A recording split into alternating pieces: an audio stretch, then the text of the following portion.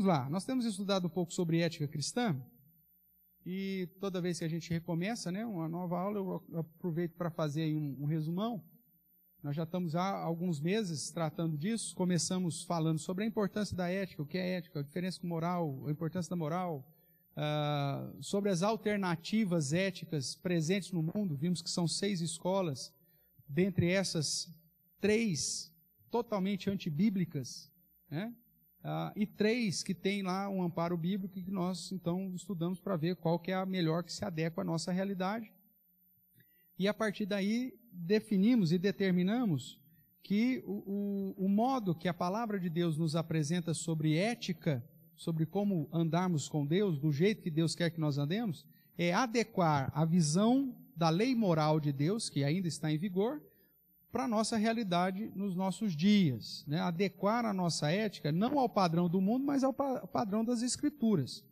Não adianta nós pensarmos em assimilar a cosmovisão terrena, né? Ou amoldar o presente século, uma vez que o padrão de Deus moral, ele é imutável, ele não muda, seja lá que época que nós estejamos vivendo. Não importa que é o século 21, não importa que estamos vivendo uma situação já pós-cristã, o padrão de Deus continua sempre o mesmo, e eu preciso, se eu quero de fato agradar o Senhor, adequar a minha ética, a ética natural, ao padrão ético de Deus. Então nós definimos o que é ética, vimos que existe um conflito entre ética como um todo, em detrimento da ética bíblica. Também tratamos que o problema é que cada ser humano tem a sua ética baseada na sua cosmovisão e, portanto, seria impossível harmonizar a ética humana, como alguns chamam de ética natural, a um padrão comum nascido no próprio homem. Para você, talvez matar é certo, para mim não, dependendo da sua cosmovisão, né? Para você, talvez, dependendo da etnia ou da região do planeta que a pessoa vem, ela é inferior a você, e para mim não. Então, determinar, por exemplo, práticas de relacionamento interracial, para mim, eu tenho um modo de enxergar, você pode ter um modo diferente. Então, se a gente fosse tentar harmonizar uma ética geral, segundo aquilo que você observa do mundo, ou a sua visão de mundo, com a minha, seria impossível. Logo, nós precisamos de um critério que está acima de nós, acima de todos, revelado pelo próprio Deus Criador, como sendo um padrão de liberdade, um padrão moral que vai único para harmonizar a visão ética de todo mundo, que é justamente aquilo que conhecemos como os 10 mandamentos, ou o decálogo, que é a visão moral de Deus sintetizada na revelação especial. Então, a solução é adequar a nossa ética ao padrão apresentado por Deus em sua palavra.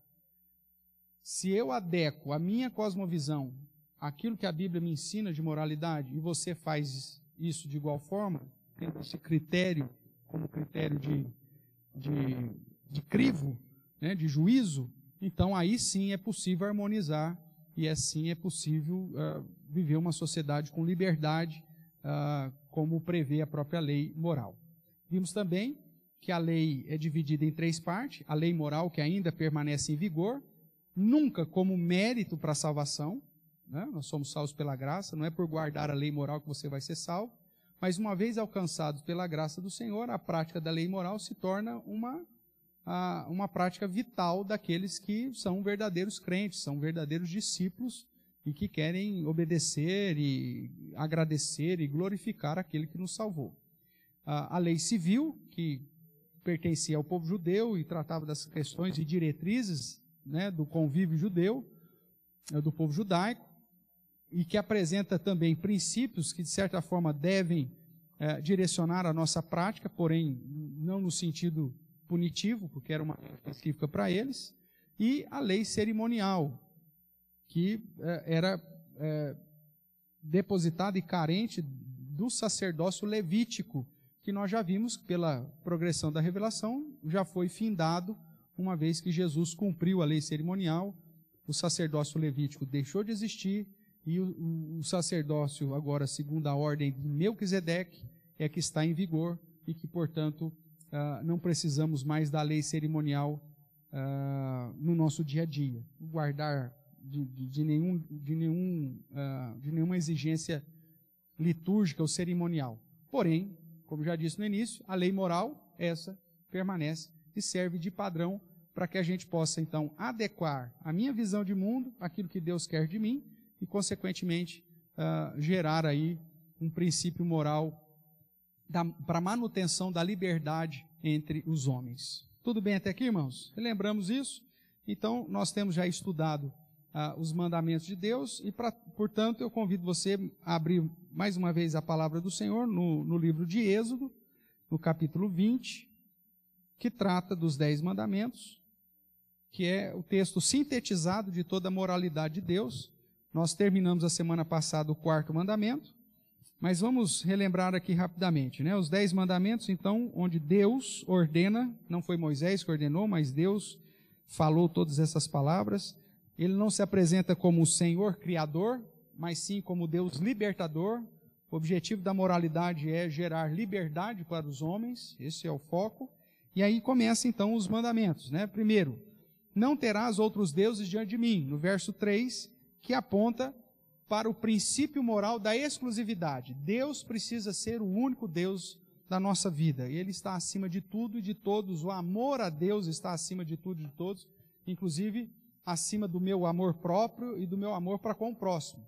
Se qualquer atitude que seja exigida de mim como demonstração de amor próprio ou amor ao próximo, mas que fira o amor a Deus, então isso tem que ser rejeitado, porque Deus é o que está acima de tudo. Ele é o meu único Deus.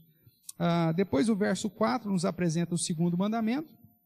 Não farás para ti imagem de escultura, nem semelhança alguma do que há em cima do céu, nem embaixo da terra, nem debaixo ou nas águas debaixo da terra. Não as adorarás, não lhes darás cultos, porque eu sou o Senhor teu Deus, Deus zeloso, que visita a iniquidade dos pais nos filhos até a 3ª e 4ª geração daqueles que me aborrecem, e faço misericórdia até 1000 gerações daqueles que me amam e guardam os meus mandamentos. O 2º mandamento nos aponta quanto à questão da prioridade. O que é proibido aqui não é fazer nenhuma obra de escultura, mas adorar ou prestar cultos a isso, né? Se essa lei fosse uma lei literal de não fazer nenhuma obra de escultura, seja de qualquer outra situação semelhante à criação, então como a gente usa de exemplo, né, esse belo vaso aqui, fake, né, porque são flores falsas, seria já a quebra do 2º mandamento. Não é esse a intenção. O problema, nós vemos o próprio Deus mandando, quando da construção do tabernáculo, colocar desenhos de querubins nas cortinas, fazer o próprio Arca da Aliança com 2 querubins fundidos. Então, fazer a imagem em si não é problema. Você vê o próprio Deus mandando Moisés construir uma serpente, né, de cobre para levantar no deserto. Só que o problema é a adoração. E aí, quando começaram a adorar a Neustã, deram até um nomezinho, né? Quando você dá um nome no negócio, você começa a se apegar, né? Neustã. Tã. Aí deram um nomezinho para ela e começaram a adorar. Aí então o rei Ezequias vai lá e destrói ela, porque era um objeto que o próprio Senhor mandou, só que agora o povo estava usando da maneira incorreta. Então o 2º mandamento nos chama a atenção para a prioridade de adoração, ou seja, o princípio moral é que nós só vamos adorar ao Senhor. Nenhuma outra obra da criação ou nenhum outro ser que não seja o Senhor. Deus é o único digno de receber toda adoração. Ele é o único Deus, não temos outros deuses além dele, e ele é o Deus foco da nossa adoração. 3º mandamento, verso 7, diz: não tomarás o nome do Senhor teu Deus em vão, porque o Senhor não terá por inocente que tomar o seu nome em vão. Mais uma vez, não é literal, né? Infelizmente, os judeus sempre tinham a tendência de interpretar a lei moral de uma maneira bem literal. Então, o fato de não chamar o nome de Deus em vão, então não posso falar nem Deus, né? Escrever, então, também não posso. Então eu tenho que usar artifícios para usar o nome de Deus. Então o Altíssimo, o Celeste, né, o Soberano, o Eterno, mas eu não posso falar Deus, eu não posso falar o nome de Deus. Na verdade, o mandamento não está sugerindo uma aplicação literal, mas sim uma perspectiva de fidelidade ao nome de Deus no sentido de testemunho. Então, a obrigação moral é que eu não mancha o nome de Deus através da minha prática de vida, através dos meus juramentos, através dos meus votos, através dos contratos que eu assino, através da minha postura de vida. Eu não posso fazer com que as minhas atitudes manchem o nome de Deus, porque aí eu estou fazendo o nome de Deus em vão, estou manchando o nome de Deus, e Deus diz, olha, eu não terei por inocente quem assim o fizer. Então, é um mandamento que tem a perspectiva moral, que é a ideia de você, o seu sim, seja sim, e o seu não, seja não. Não tenha duas palavras, mas seja verdadeiro, fale a verdade, cada um com o seu próximo. Tudo isso está envolvido dentro desse padrão de não tomar o nome de Deus em vão. Porque se você falhar, as pessoas não vão falar assim, ei, Everton, é um miserável, pecador, um fuleira. Ele vai falar, ei, é o pastor, é o crente, é o membro da igreja presbiteriana reformada. Então, o nome de Deus vai ser manchado através da sua postura de falta de fidelidade. Então, a moralidade por trás desse mandamento, nós sintetizamos dessa forma. Aí depois nós vimos o quarto mandamento, lembra-te do dia de sábado, para o santificar, 6 dias trabalharás, sarará, e vimos que aqui está falando da confiabilidade. Você tirar um dia em cada 7, onde você deixa de correr atrás da sua provisão, da sua manutenção, e não somente você, mas todos aqueles que dependem de você, para demonstrar a nossa confiança de que a provisão vem do Senhor. É Deus quem nos dá. Então, inclusive, iguala todo mundo no sentido da dependência a Deus. Nem você trabalha, nem seus filhos, nem ninguém dentro da sua casa, nem nenhum empregado, nem mesmo seus animais, para que um dia você possa consagrar e dedicar às atividades que exaltam o nome do Senhor e que demonstram confiança no nome do nosso Deus. E hoje nós vamos entrar aí no quinto mandamento, que aí já sai da primeira tábua, né? Você se lembra muito bem, Deus quando dá os 10 mandamentos, dá em 2 tábuas, a primeira tábua com os 4 primeiros mandamentos, que refere aos mandamentos verticais, os mandamentos relacionados diretamente com Deus. E a segunda tábua tem os 6 outros mandamentos, que refere-se aos mandamentos horizontais, ou seja, que trata da minha responsabilidade com o próximo. É lógico que quando eu cumpro com a minha obrigação moral em relação ao meu próximo, em última análise eu estou fazendo o quê? Glorificando o Senhor que estabeleceu todo esse princípio de moralidade. Ok? Então vamos lá, vamos entrar na segunda tábua aí. O verso é de número 12.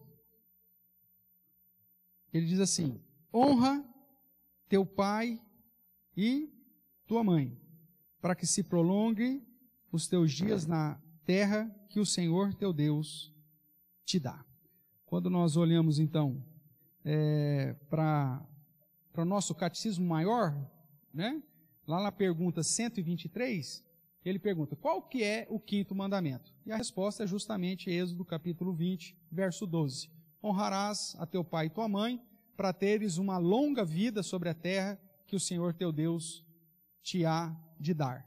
Então, aqui uma tradução um pouco diferente, mas sempre a ideia do honrar, e com a perspectiva de que essa prática gera um benefício, a longevidade, para teres uma longa vida sobre a terra que o Senhor teu Deus há de te dar. Ou seja, essa promessa da longevidade. Então, focado nisso, nós podemos pontuar algumas questões relevantes sobre o quinto mandamento. Primeiro, o que significa honrar? Deixa eu beber uma água aqui enquanto você pensa.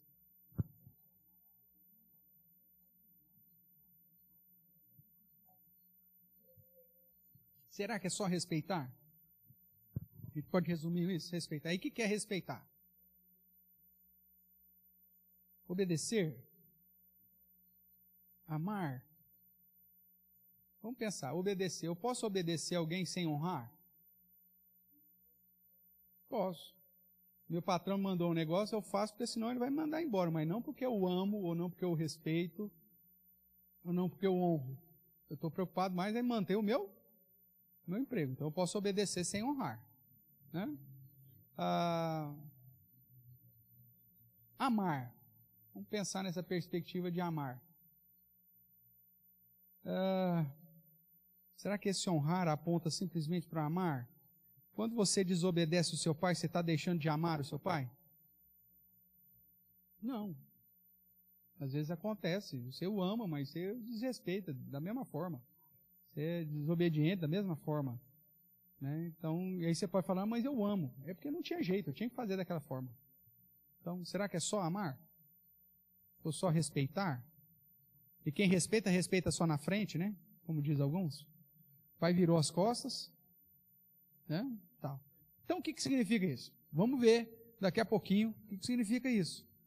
Nós veremos que trata de uma situação muito mais abrangente do que todas essas palavras que foram citadas aqui de modo separado. Outra questão relevante. O mandamento prevê honrar apenas pai e mãe? Porque ele diz, honra o teu pai e tua mãe. Se eu for órfão, então esse mandamento não vale para mim. Pastor, a Bíblia está dizendo honrar pai e mãe. Então, meu pai morreu, minha mãe morreu, então agora não preciso honrar ninguém. Será que é isso? Hã? Será? Vamos ver. O que mais? Outros pontos relevantes sobre o quinto mandamento. Quando meu pai e a minha mãe são ímpios, eu devo honrá-los? A Bíblia diz, honra o teu pai e tua mãe. Está falando assim, honra o teu pai e tua mãe crentes. Honra o teu pai e tua mãe que são membros da igreja.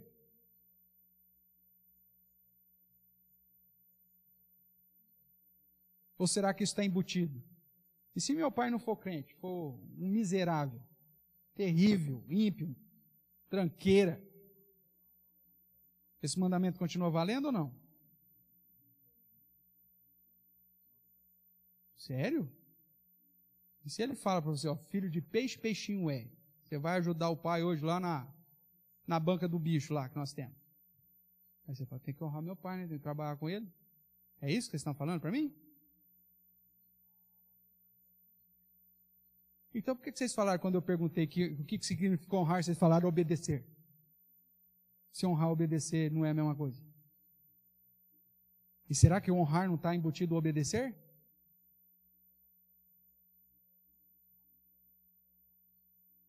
Eu desobedecendo meu pai, eu estou honrando? Hã? Depende. Vamos estudar isso aí. Hã? Então vamos ver. Outra situação. Quando meu pai ou minha mãe, mesmo crentes, desejam algo errado, eu devo honrá-los?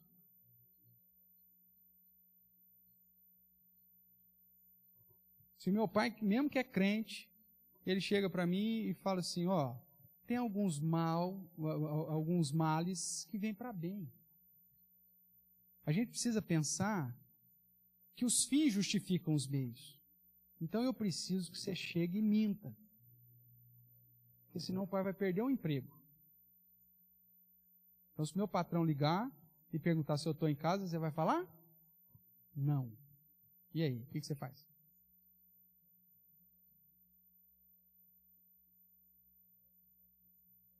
Pastor, é uma boa causa, meu pai vai perder o emprego. Eu tenho que honrar. A Bíblia diz, tem que honrar. E aí? Pode fazer ou não?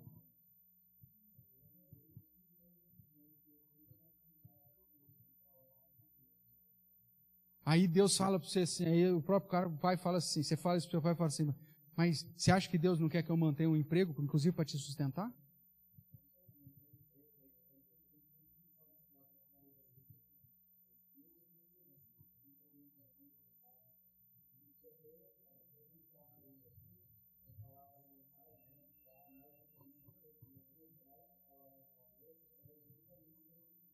Vamos chegar lá. Mas e aí? É fácil você fazer esse negócio?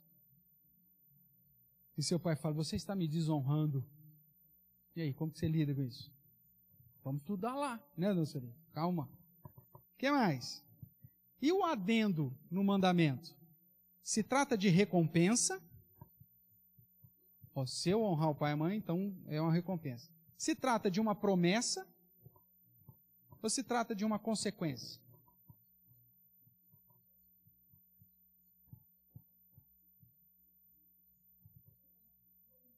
Paulo vai dizer que é promessa, né? Mas essa promessa só vai ser aplicada se eu honrar. Então é uma consequência, ou não? Está vendo quantas questões dentro de um único mandamento e que pode fazer muita diferença na hora de aplicar?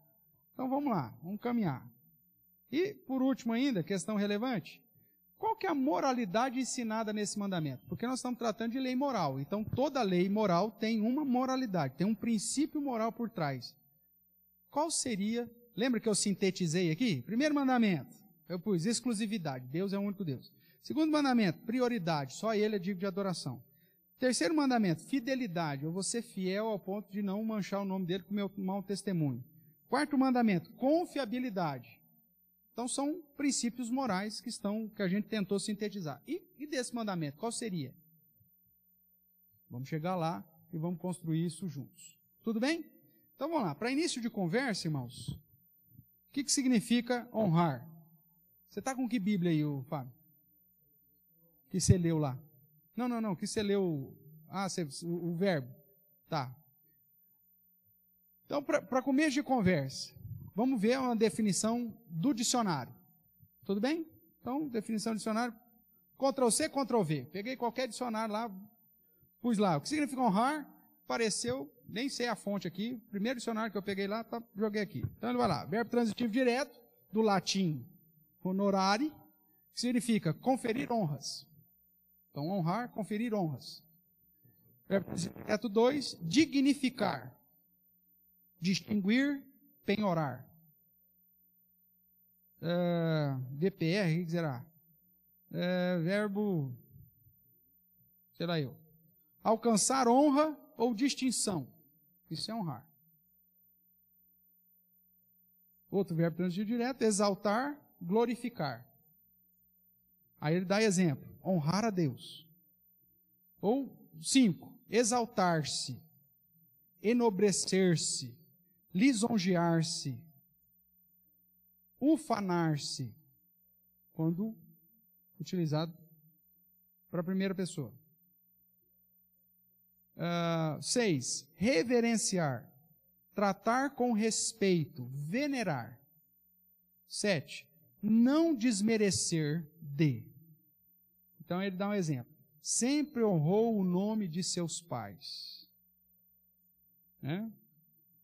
Uma variante, honorar, e aí ele dá exemplo.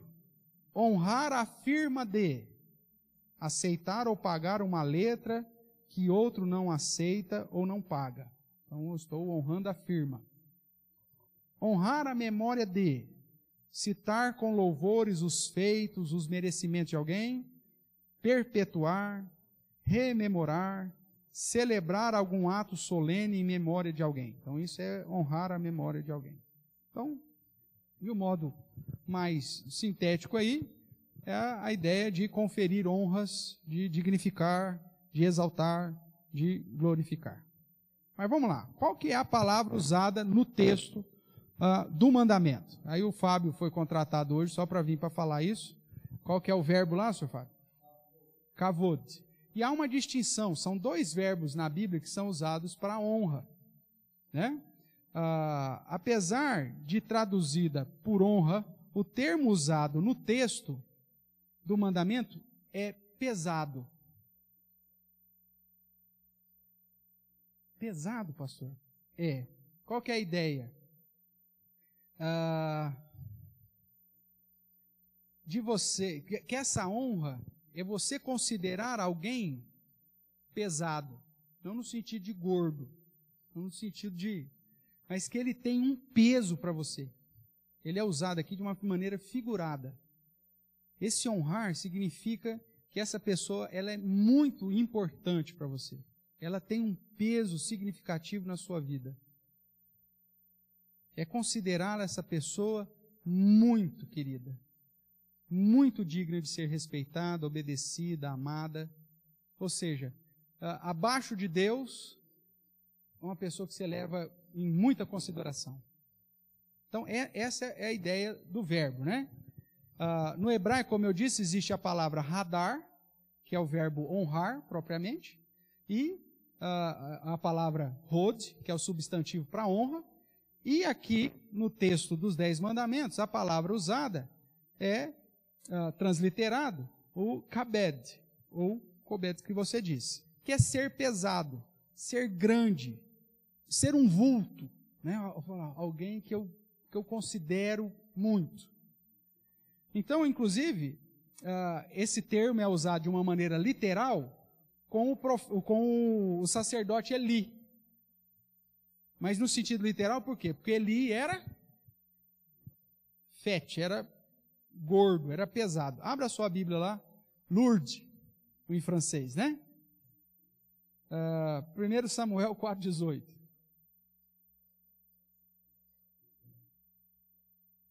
Então, papai é ser Lourdes. É isso, Clarice? Lá no Senegal, nós fomos passear com as crianças num local lá que tinha um barco. Aí eu subi no barco assim, o barco deu aquela mexida, aí o piloteiro olhou para as crianças e falou assim: seu pai é gordo, hein? Ou, então papai é Lourdes, é pesado, né? Esse é o termo que usa. No sentido literal, então é gordo, pesado. Veja aí o que diz então 1 Samuel capítulo 4, verso 18. Alguém lê para mim bem alto, para eu repetir aqui.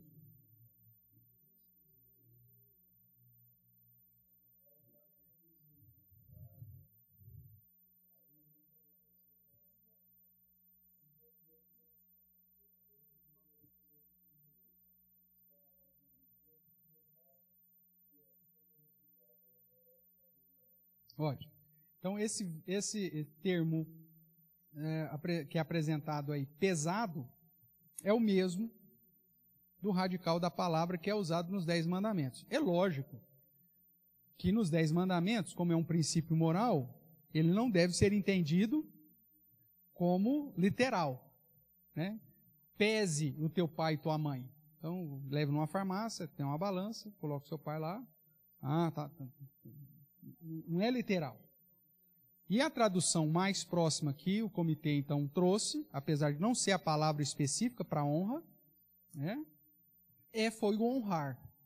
Só que eu não posso desconsiderar o original, que me aponta uma perspectiva figurada que me conduz a ter esse vulto, esse peso, essa ideia de que há uma responsabilidade de consideração por aqueles que estão investidos de autoridade sobre a minha vida. Então, o termo kabed, que é pesado, é para ser entendido no sentido figurado. E, obviamente, que no sentido figurado, tal termo traz a ideia de considerar alguém importante, alguém que é de peso, inclusive na sociedade. A gente não usa isso, às vezes, no nosso dia a dia? Rapaz, o fulano é um vulto, ele tem uma consideração na sociedade. Ele tem um peso, não é assim? Ou quando você que gosta de futebol e vai ter lá um jogo entre seleções, aí você fala, olha, a camisa do Brasil ela é pesada. Você falar isso para uma criança que é literal, ela pega a camisa, não pai, é leve. Não, mas é pesada no sentido de que ela tem uma importância, ela tem um peso na história, né? A única seleção que ganhou 5, aquela coisa toda, né? Pentacampeão, parará. Então, essa é a ideia do peso. É o termo usado no 5º mandamento. Considere o seu pai, como sua mãe, como alguém importantíssimo, um vulto, com peso, alguém que faça de fato diferença na sua vida e que as suas atitudes têm que, de certa forma, não manchar essa essa situação que eles devem ter na sua vida, né? E a gente vê que quando nós temos essa noção do peso que o pai e a mãe têm na nossa vida, a gente pensa duas vezes antes de fazer besteira, né? Não sei quanto a você, eu pelo menos fazia qualquer besteira, o meu maior medo não era nem apanhar, mas era meu pai ficar sabendo e aquilo entristeceu meu pai e minha mãe. Puxa vida, que besteira. Meu pai ficar sabendo que eu fiz um negócio desse na vida é a pior coisa para mim. Não sei para você, mas para mim eu levava esse peso comigo. E muitas vezes eu consegui não tomar ou não realizar algumas atitudes na vida justamente porque eu pesei a importância e o vulto do meu pai e da minha mãe na minha vida. Eu falei, não posso fazer isso com meu pai e com a minha mãe. Se eu fizer isso, vai ser uma vergonha muito grande. E aquilo me conduzia a abortar até uma inclinação natural ou até carnal. Mas porque eu pensava em não desonrar o meu pai e minha mãe, em não manchar ou não quebrar aquele vulto ou peso que eles tinham em relação à minha vida. A partir do momento que você despreza a figura do pai e da mãe, você está propenso a fazer qualquer atrocidade.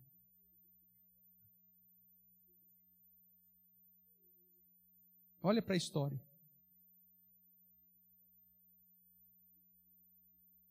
Ou quando você quer ferir o seu pai e sua mãe, geralmente você apronta as piores coisas na vida.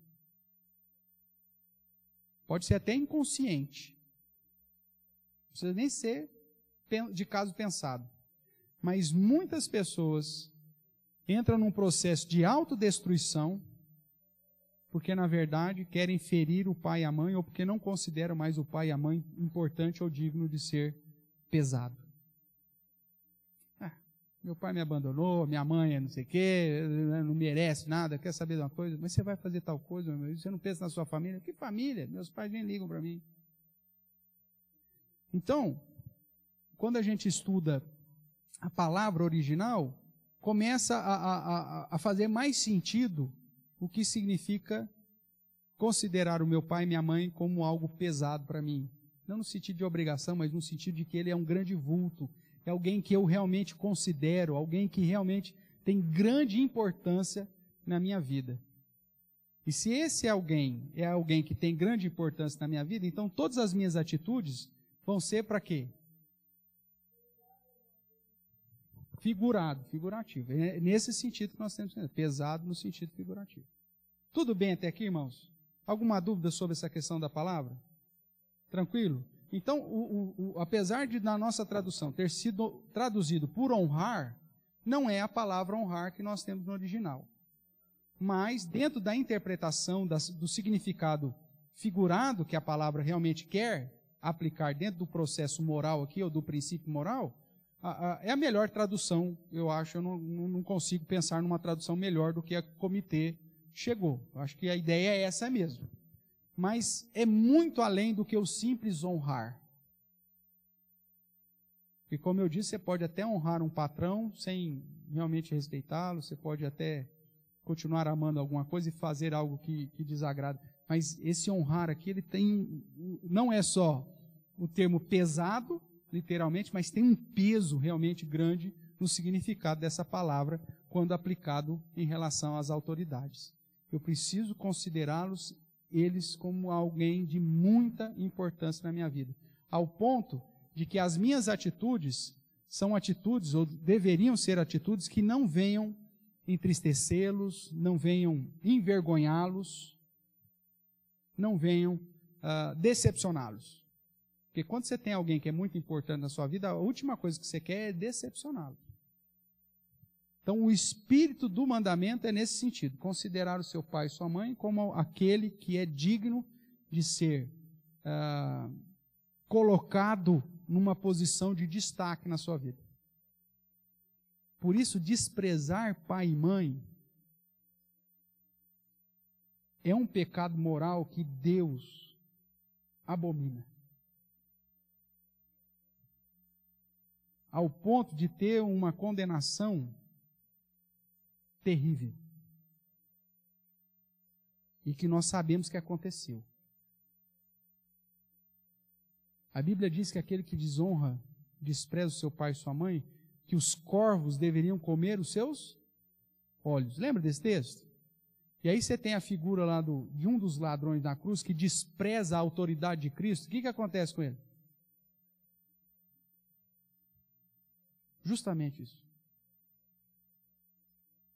Então, a ideia desse desprezar o quinto mandamento, irmãos, é algo que tem uma implicação muito séria na perspectiva bíblica. Não é à toa que o profeta Salomão usa praticamente 10 capítulos do livro de Provérbios, justamente para chamar a atenção dos jovens, para ouvir a instrução do pai e não abandonar o ensino da mãe.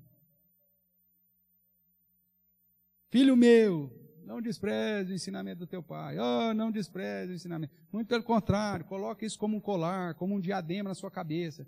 Não despreze, não menospreze o ensino, piriri, pororó. Esse assunto aqui, irmãos, é um assunto que a palavra de Deus coloca como um dos princípios fundamentais na tábua que trata do relacionamento horizontal, e não é à toa que ele vem como o primeiro mandamento da tábua do relacionamento horizontal. Porque se você não entender o significado de honrar pai e mãe, você não vai respeitar absolutamente mais nada na sua vida. E você vai ser uma bomba ambulante, porque você só vai fazer besteira. O que nos preserva de muitas asneiras na vida ainda é considerar o pai e a mãe como alvo de ser dignificado, mesmo que eles já tenham morrido. Eu não posso manchar o nome do meu pai, tá? Eu não posso manchar a memória dele. Né? E às vezes nós temos até a situação, se seu pai fosse vivo, visto você fazendo isso. Venerar. Porque o venerar talvez está muito mais relacionado à questão de adoração, né? Por isso que muitas vezes venerar e idolatrar são colocados como sinônimos. Não é essa perspectiva, porque, veja, o primeiro mandamento da primeira tábua diz que o único exclusivo é Deus. Então, não que o meu pai e minha mãe sejam alvos de adoração, isso, porque o primeiro mandamento já me proíbe isso. Mas no sentido de ter uma consideração muito grande por eles. Né? Mas nunca acima do meu temor, da minha prioridade a Deus. Tanto é que Jesus usa, lá em Lucas capítulo 14, né? A partir do verso 25, esse mesmo ensino. Quem amar o pai e a mãe, né, o irmão, a filho, o filho, ou a si mesmo, mais do que a mim, não pode ser meu discípulo. Então, essa ideia da veneração, da adoração, de reconhecimento de Deus, é o Senhor. Mas o peso do primeiro mandamento da segunda tábua é justamente dignificar os nossos progenitores, né, num sentido que vai moldar a minha postura de vida. Que as minhas atitudes vão levar em consideração aquilo que meu pai e minha mãe pensam. Ou se fere em relação ao meu pai e minha mãe. Se mancha alguma coisa relacionada ao meu pai e sua mãe. Existe, obviamente, uma exceção. Né? Inclusive, nós colocamos aqui, vocês já até pensaram em alguma situação dessa. Existe a exceção que, se porventura o honrar pai e mãe, fira o honrar a Deus. Lembra que dentro do hierarquismo, o amor a Deus é acima de qualquer coisa, inclusive do amor ao pai e à mãe. Então, se um pai ímpio pede para você negar a sua fé, por exemplo, pai, o senhor vai me desculpar, se o fato de eu ter me convertido te envergonha, mas eu preciso amar a Deus mais do que o senhor. Agora, são situações que não venham ferir o meu amor a Deus, então aí eu sou responsável em honrar o meu pai e minha mãe. Tá? Mas o venerar aqui eu acho que não é o melhor termo. Tá bom? Então vamos lá, irmãos. Essa é a ideia então de vulto, de peso, né? Essa questão figurada de considerar alguém importante. Então, apesar desse detalhe, como a própria Bíblia interpreta o mandamento. Porque depois nós vemos no progresso da revelação que esse mandamento, que é sintetizado aqui nos 10 mandamentos, é tratado em várias outras situações. Então, ela vai, de certa forma, mostrar que esse considerar o pai digno e a mãe digna, que foi traduzida por honrar, também é, em outros textos nas Escrituras, mostrado como honra e como respeito. Vamos ver alguns textos? Vamos lá, Malaquias capítulo 1, verso 6. Onde é usado o termo para honra mesmo. Malaquias capítulo 1, verso 6, onde você tem aquele contraste, onde Deus pergunta assim, se eu sou o Senhor, onde está a minha honra? Se eu sou o seu pai, cadê o respeito para comigo? Lembra do texto? Então, se não lembra, vamos ler aí. Alguém leia para mim Malaquias 1, 6.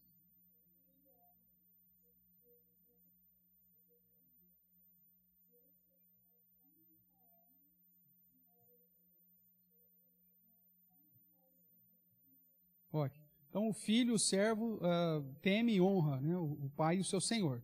Então, se eu sou pai, cadê a minha honra? Se eu sou senhor, cadê o temor para comigo? Cadê o respeito para comigo? Leva lá essa oferenda que você está dando para mim, leva lá para o seu governador, vê se ele aceita, esse animal coxo, cego, que você está trazendo de oferta. Né? Então, leva lá para o seu patrão, vê se o seu patrão vai aceitar isso. Então, cadê a minha honra? Cadê o respeito ou o temor?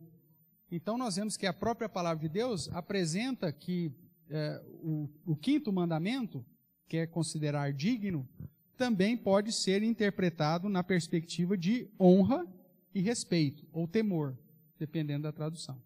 Tudo bem? Uma outra interpretação que a própria Escritura dá sobre esse considerar digno é submissão, né? Mas antes nós temos outros versos aqui. Vamos ver lá em Provérbios. Vamos pegar a sequência de Provérbios aqui. Provérbios 1, 8. Se alguém achou aí, pode ler.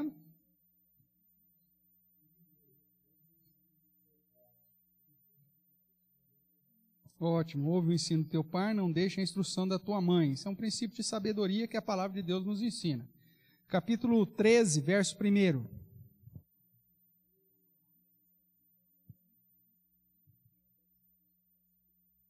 O filho sábio ouve a instrução do pai, mas o escarnecedor não atende à repreensão. Veja, o filho sábio ouve a instrução. Honra, respeito, essa é a ideia. Capítulo 30, verso 17 de Provérbios.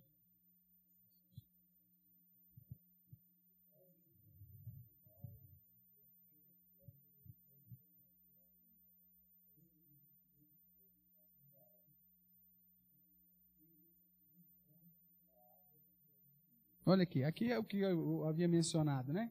O filho que despreza, que zomba do pai, né? Que caçou dele, né? E que despreza a obediência à sua mãe, os olhos desse filho vão ser então arrancados pelos corvos e comidos pelos filhos das águias, pelos pintinhos ou pintões das águias. Que é a ideia lá, que é aplicada depois naquela situação lá na cruz, que é a ideia de ter os olhos arrancados, porque aponta para uma prática de quem desprezou, desonrou, desrespeitou, né, zombou do próprio pai ou da autoridade. A gente vê esse negócio tão sério, me ajude aí agora. Quem que era calvo? Quem que era careca? Elias ou Eliseu?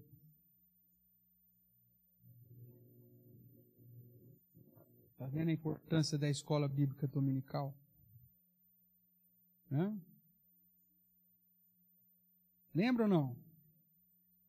Também não, por isso que eu estou perguntando. Eliseu? Eu acho que é Eliseu também. Então, ele era calvo. E aí um dos meninos, os meninos a turma se reuniu e começou a fazer bullying com o profeta, chamando ele de careca. da história eu acredito que você lembra.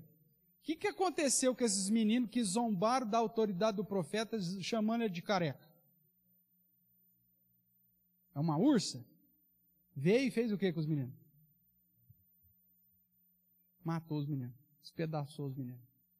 E o texto deixa claro que isso aconteceu porque eles zombaram, caçoaram de uma autoridade. Não me chame de gordo. Não coloque apelido, né, nas autoridades que estão constituídas sobre sua vida. No caso lá, o profeta, o bicho era careca mesmo? Era careca, mas aquilo era um desrespeito, era uma zombaria. E Deus permite que venha um animal e mate aqueles meninos. Tudo isso para você entender o peso desse mandamento, irmãos. Deus considera esse mandamento como o primeiro da segunda tábua, não à toa. Porque desprezar o quinto mandamento traz consequências para o bem, segundo a promessa, e consequências também para a punição, conforme a promessa. Tudo bem até aqui? Vamos lá. A Bíblia também interpreta, então, honrar pai e mãe como submissão. Abra lá em Lucas, capítulo 2. Ó, se cair isso aí lá no acampamento, as perguntas do quiz, vocês já sabem, hein? Fabinho e Lolo.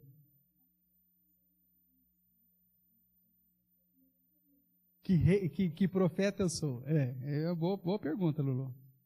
Pô, a gente não tem que saber tudo também de cabeça, né, Fábio?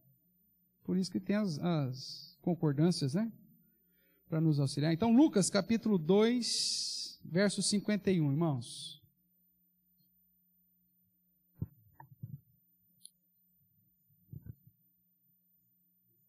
Aqui falando de Jesus, né? Tal, depois que ele perderam,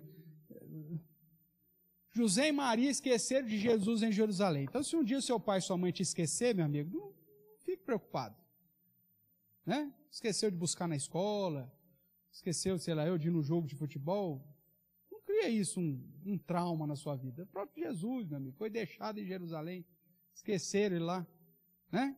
E aí, então, depois desse episódio todo, lá no verso, os pais viram, ficaram maravilhados e tal.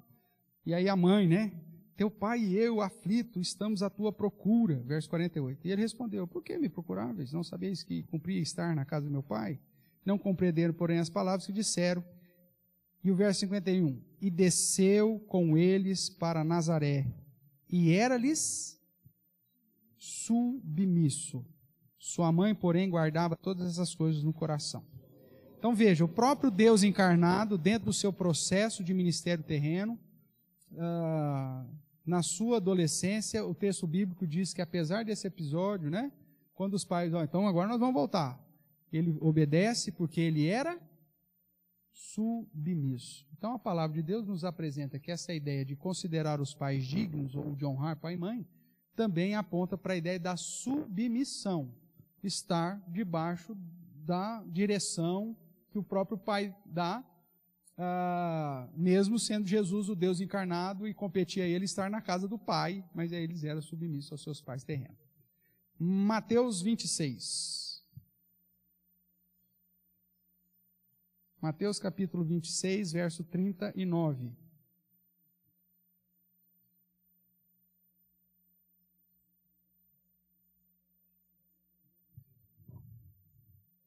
Mateus 26, verso 39. Adiantando-se um pouco, prostou-se sobre o seu rosto, orando e dizendo, meu pai, se possível, passe de mim esse cálice. Todavia não seja como eu quero, e sim como tu queres. Dentro dessa relação, né, orgânica da Trindade na redenção, nós vemos a segunda pessoa da Trindade exercendo submissão à primeira pessoa da Trindade por conta do cumprir da obra redentiva. se no cumprir da obra redentiva, o próprio Cristo, Deus encarnado, Deus um com o Pai, demonstra essa obediência, não seja o que eu quero, mas sim o que tu queres, dentro dessa situação orgânica aqui, da redenção, o exemplo para nós, muito mais. Então, honrar pai e mãe aponta também para essa ideia da submissão, de estar sujeita à vontade do pai. Cadê os adolescentes e as crianças nessa aula, né, meu amigo? Traga aí o seu junior, o seu adolescente nos estudos de quarta-feira. Que aí depois você fala, você viu, o pastor falou. Né, Marcinha? Não é mais fácil? É mais fácil. Você fala assim, você viu lá o que o pastor falou. Não traz, perde a oportunidade. Eu também vou falar assim, você viu o que o pastor falou. Vamos lá, Hebreus 12, verso 9.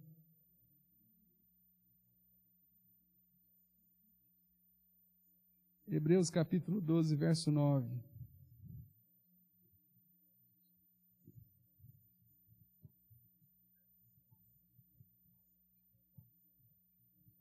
Aqui está falando a respeito da disciplina, né, que Deus dá sobre os seus filhos, e aí ele usa aqui o exemplo do padrão, né, dos filhos para com os pais terrenos. Então, o verso 9 diz assim, além disso, tínhamos os nossos pais segundo a carne, que nos corrigiam e os respeitávamos.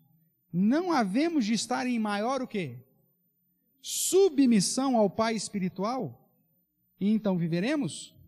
Então veja, o autor aos Hebreus parte do pressuposto que Deus disciplina o seu filho, porque o ama, e quando Deus nos disciplina, nós temos que estar em respeito, em submissão ao pai, aceitando inclusive a disciplina que vem de Deus, da mesma forma que no padrão normal, né? Talvez não do século XXI, que é uma bagunça terrível, né? Onde o poste é que faz xixi no cachorro e não o contrário, né? É o rabo que abana o cachorro, porque hoje os filhos é que mandam no pai, né? E os pais que são submissos aos filhos, né? Define até o cardápio, né? Tudo. Onde vai comer, o que vai vestir. Nem sabe falar. Aí você chega para a criança, nem sabe falar. Qual que você quer, Juninho? Ponta com o nariz, não sabe nem falar. Não, vamos pôr esse verde. Amigo, vem cá, a roupa está aqui, você vai vestir. Eu não quero essa. É essa que o pai separou, porque a outra é muito difícil de passar. É essa que você vai usar e pronto, acabou. E aí o normal é que então se espera que os filhos sejam o quê? Respeite os pais carnais e sejam submissos. Pronto. A gente cria confusão, irmãos, porque a gente despreza os princípios morais de Deus. Deus nos confere um certo patamar de honra e a gente despreza isso, joga no lixo e deixa o príncipezinho, a rainhazinha, mandar em tudo. Ele vai acabar contigo. Antes de completar 12 anos, você pode ter certeza disso. Você vai ficar doidinho.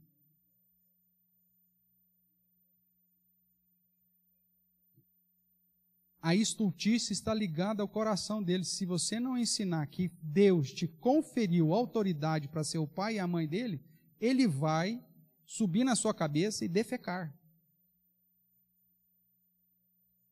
E é isso que a gente tem visto.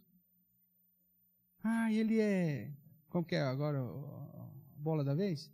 É hiperativo, pastor. É hiperativo. Meu amigo, ele é pecador. E a hiperatividade é uma criação do século XXI para manter a insubmissão dos nossos filhos. Vai seguir lá o Spoke, vai. Psicólogo. Não bata no seu filho. O filho dele se suicidou. É isso que você vai querer para o seu? Porque não tinha limites.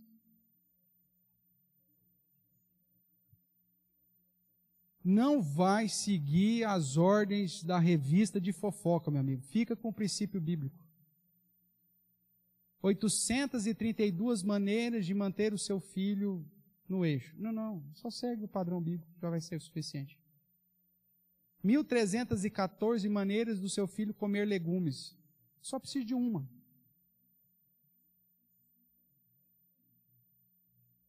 Ah, mas agora não pode falar isso, pastor. Agora não pode. Cara, o filho é teu, cara.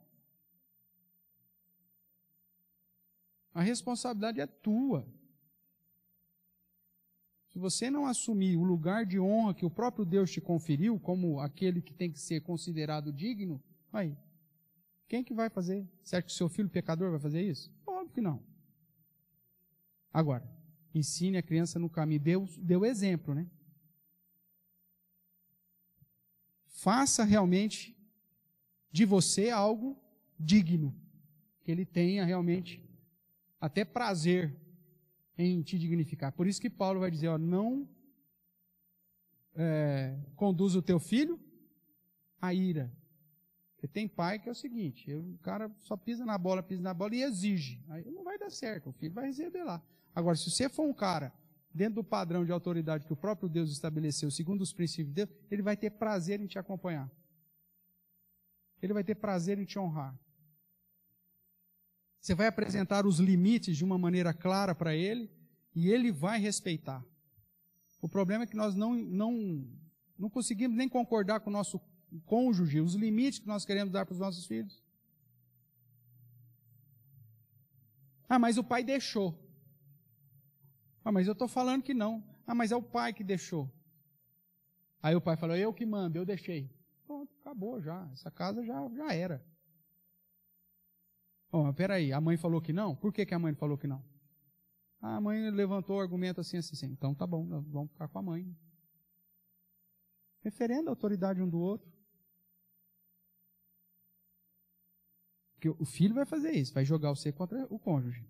Constantemente. Principalmente se vê que você é um bananão. Pai, pode ser o quê? O que sua mãe falou? Ela não vai nem pedir mais para você. Falou com seu pai? Ela fala para falar com a senhora, mãe. Ah, então, não sei. Se seu pai falar, a mãe não fala, o pai não fala, eu faço eu do jeito que eu quero. Pronto, está resolvido.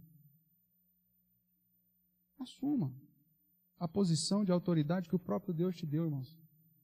Nós vamos ver que uma das implicações desse mandamento é que aquele que está investido de autoridade como progenitor, ele tem que agir de conformidade com a autoridade que o próprio Deus deu a ele.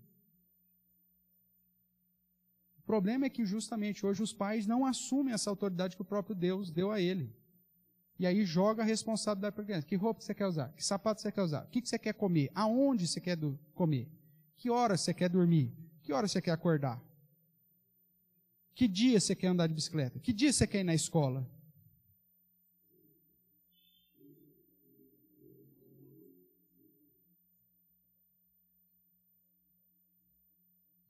Que curso você quer fazer?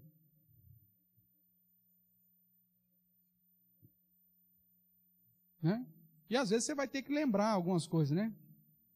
Então você faz alguma coisa, mas o senhor não me consultou para me matricular na escola. Ô, cara pálido. Eu não preciso da sua aprovação do que onde eu vou te matricular. Eu sou o teu pai. E você, como filho, você vai lá e vai ser um bom aluno ainda. É o que se espera de você, viu? E ai de você se não for.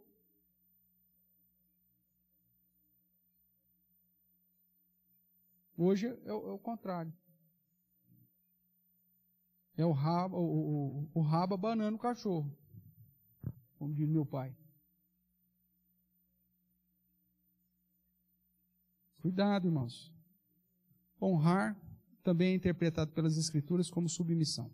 E o que mais? Obediência e honra. Vamos dar uma olhadinha aqui? Efésios capítulo 6, um texto que eu já citei aqui, clássico.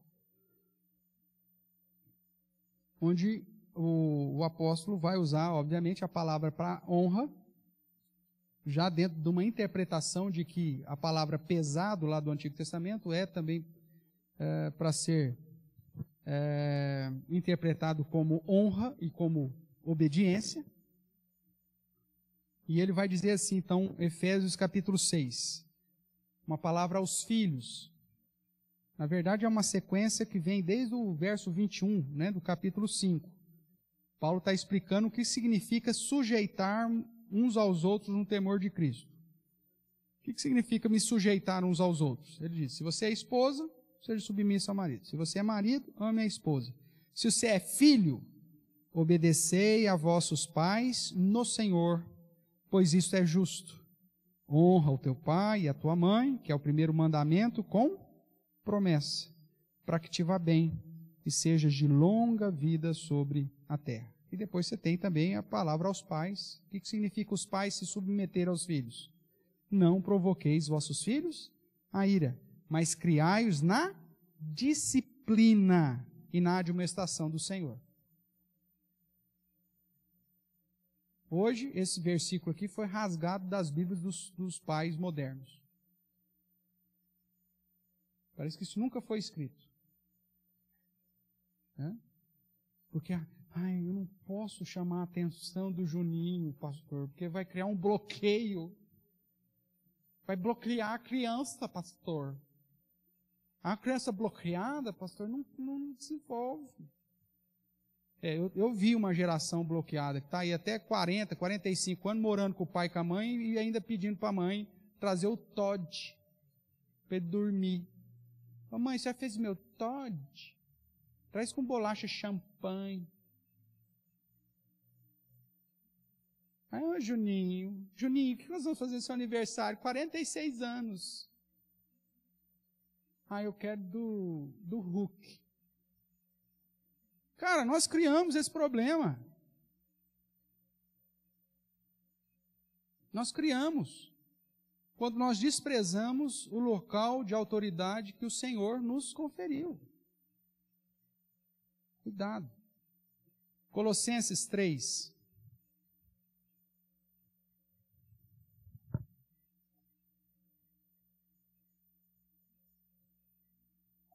Colossenses capítulo 3, verso 20.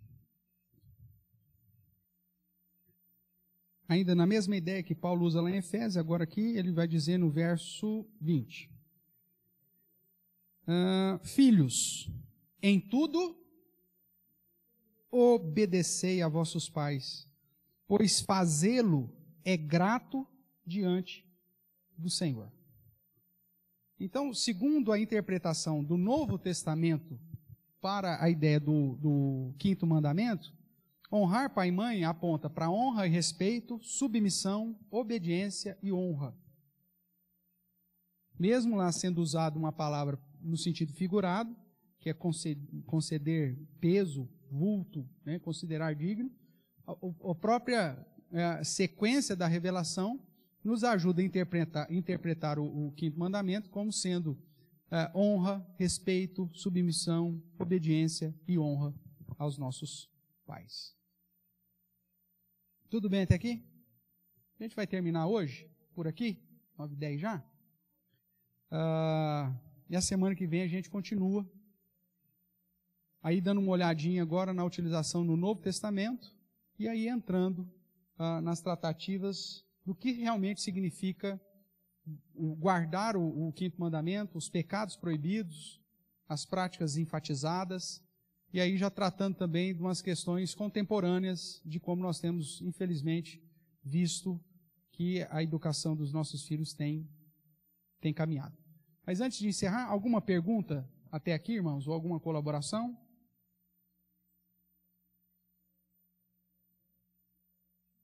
Deixa eu ver se nós temos alguma coisa aqui na... Legal. Um abraço para o Benjamin, então, para o Jefferson, a Tati, que está nos acompanhando. Aí diz que o Jefferson, depois que o Benjamin, eu pergunto aqui, o Benjamin responde lá. Também a Aparecida, a nossa irmã Elda, o Tarso Leal, graça e paz, irmão, Deus abençoe. Meus pais, também o Boni, a Margarete Grião, a Vani, eu já te havia citado, os demais irmãos já havia citados. Então, não temos perguntas aqui também no chat. A nossa irmã Aparecida lá pede oração, inclusive, porque está com Covid. Deus esteja te abençoando, te sustentando. E aqui, temos alguma pergunta, irmãos, sobre daquilo que falamos? Ficou tranquilo?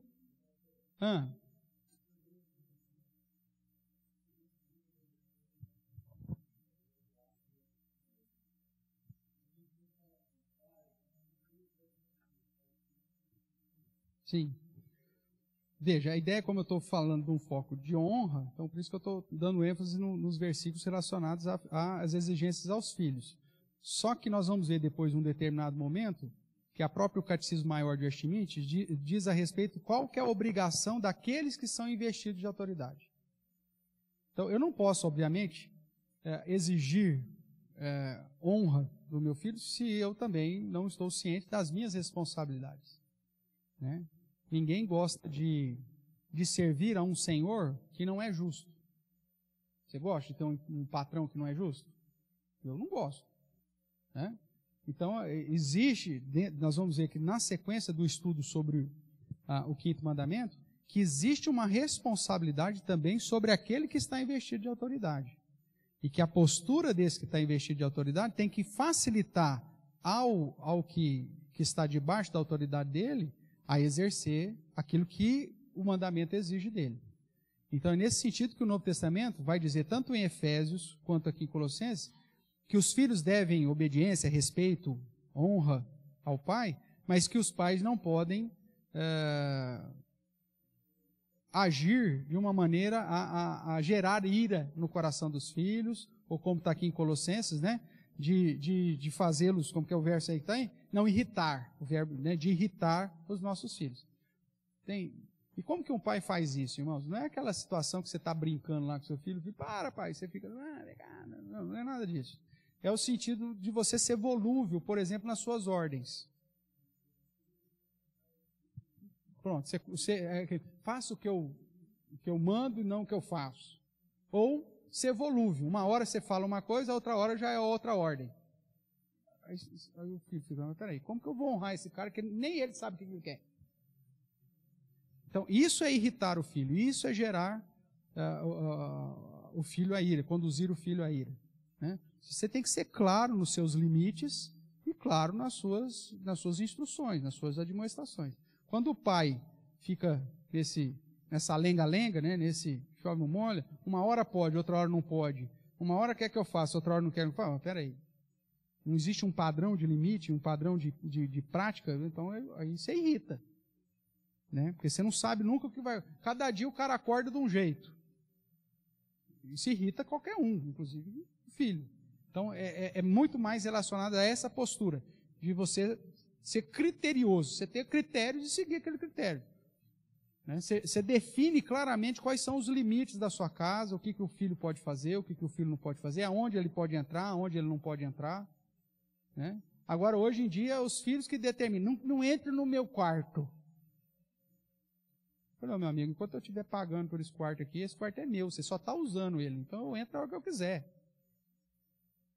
E vou usar o seu banheiro ainda agora, só para você largar a mão de ser xarope. Pronto, você resolve o problema. E não dá descarga ainda. Vai lá, dá descarga. Pronto, aí você resolve o problema. Vai ficar bravo, nervoso, não sei o quê. Aí você... A criança tem que entender quem manda, cara. Porque se ela não reconhecer que é você que manda, ela vai mandar. E é o que nós temos visto hoje na sociedade. As crianças olham para o pai, olham para a mãe e falam assim, eles estão Ucrânia e Rússia. Ninguém sabe o que faz e o que não faz. Então, aí o grupo separatista lá da Ucrânia já declara independência, porque aproveita, se a Rússia não faz nada, a Ucrânia não faz nada, então eu faço. Pronto, estou separado. Entendeu? É a ideia. Se a criança não vê a autoridade do pai, não vê a autoridade da mãe, ela vai arranjar a solução do problema dela. Então, o pai volúvel, que uma hora manda, outra hora não manda, não concorda com a mãe naquilo que vai fazer. A mãe fala uma coisa, o pai fala outra, está irritando o filho, está conduzindo o filho. E nós precisamos assumir de novo o controle da nossa casa. Senão, irmãos, nós estamos perdidos. Tudo bem?